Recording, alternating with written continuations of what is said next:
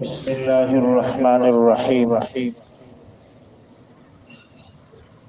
ایک صحابی رسول اللہ صلی اللہ علیہ وسلم کی خدمت میں حاضر ہوئے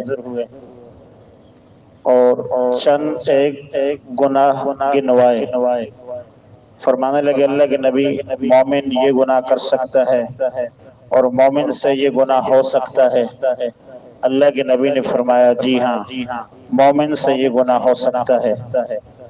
بڑے بڑے گناہ گنوائے اور آپ کے سامنے ذکر فرمایا یہ گناہ مومن سے ہو سکتے ہیں؟ آپ نے فرمایا جی ہاں ہو سکتے ہیں۔ صحابی فرمانے لگے اللہ کے نبی، کیا مومن جھوٹ بھی بول سکتا ہے؟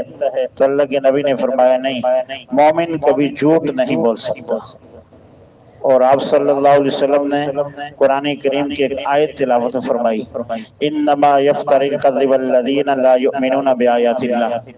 ایمان والا جھوٹ بولتا ہی نہیں، کافر جھوٹ بولتا ہے۔ عزیزو، ہم صاحب ایمان ہیں، ہم اپنی زندگی کا جائزہ لیں۔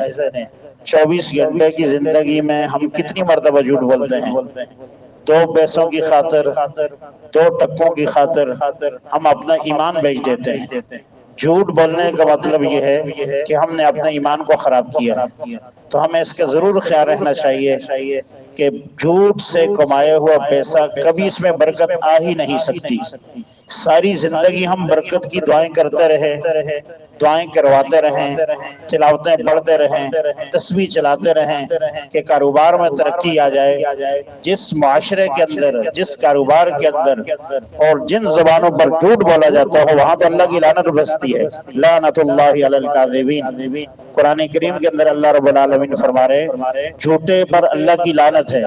تو بتائیے، اس لیے عزیزو، اگر ہم سکون چاہتے ہیں، تھوڑے پہ راضی رہنا چاہتے ہیں، برکت والا چاہتے ہیں، تو ہمیں اپنی زندگی میں اپنی زبانوں پر سچائی کا لانا ہوگا۔ سچوں کے ساتھ اللہ ہیں، سانچ کو آنچ نہیں، کبھی سچا ڈرتا نہیں، اور سچ کبھی مار نہیں کھاتا۔ مار وہی کھاتا ہے جو جھوٹ بولتا ہے، اور یہ جھوٹ کی نحوست اور اس کی بدبو اتنی خطرناک ہے، 1 میل جھوٹ بولنے پر فرشتہ انسان سے دور بھاگتا ہے۔ تو ہمیں اپنی زبانوں کو، اپنے آپ کو کنٹرول پہ لا کر سچائی کا عادی بنانا ہے۔ اللہ رب العالمین عمل کرنے کی توفیق نصیب فرمائے۔ اللہم انت السلام۔